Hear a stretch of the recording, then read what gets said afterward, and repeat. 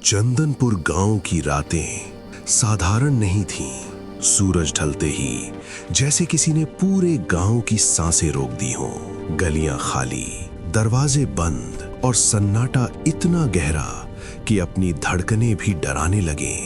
गांव से थोड़ी दूर मुख्य सड़क के किनारे एक पीली ट्यूबलाइट हर रात टिमटिमाती रहती थी।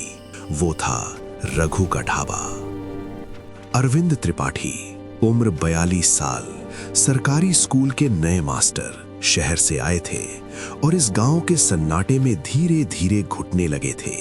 उन्हें जरूरत थी किसी जगह की जहां इंसानों की मौजूदगी महसूस हो, और वो जगह उन्हें मिली रघु के ढाबे में। चावल और कड़क चाय देना। रघु ने बिना कुछ बोले खाना परोस दिया। लंबा, दुबला, गहरी आंखों वाला आदमी।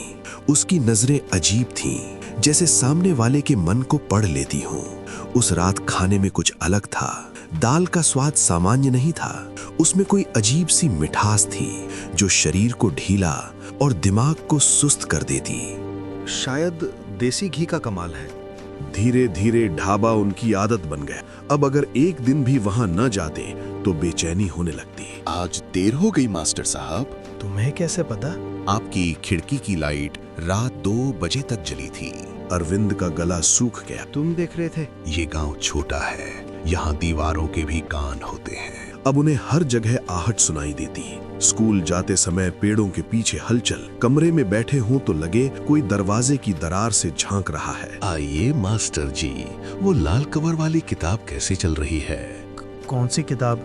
वही जो आपने अभी अभी लिखना शुरू की है। अरविंद के हाथ से चाय का कप छूट गया। उन्होंने किसी को नहीं बताया था किताब के बारे में। मास्टर साहब रात भर यही सोचते रहे कि रघु को इस बारे में कैसे पता चला। उन्होंने ढाबा जाना बंद कर दिया। 3 दिन बाद रात में दरवाजे पर खरोंच की आवाज आई। मास्टर साहब डर गए। वो पूरी रात सो नहीं पाए।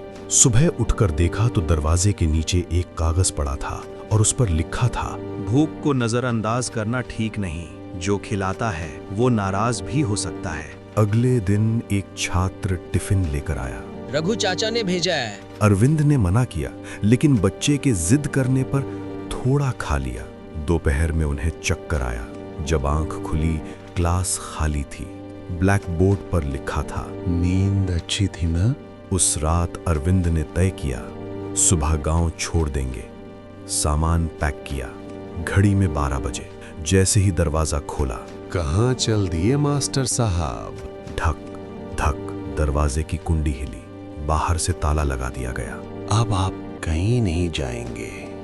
आप खास हैं, आपको जाने नहीं दूंगा। आज खास दाल बनाई है, आपकी पसंद वाली। इस बार थोड़ा ज्यादा प्यार मिलाया है। भूख को नाराज मत करना। अरविंद को अचानक एहसास हुआ, वो स्वाद, वो नशा, वो प्यार नहीं था, धीमा जहर था जिसने उन्हें कमजोर कर दिया था। धातु की रॉड से दरवाजे पर हल्की चोटें, फिर ताले के खुलने की आवाज। दरवाजा चरमराया।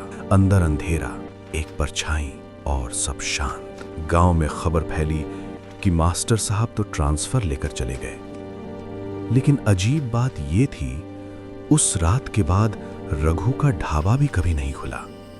आज भी अगर चांदनी रात में कोई उस सड़क से गुजरे तो हल्की सी दाल चावल की खुशबू हवा में तैरती मिलती है।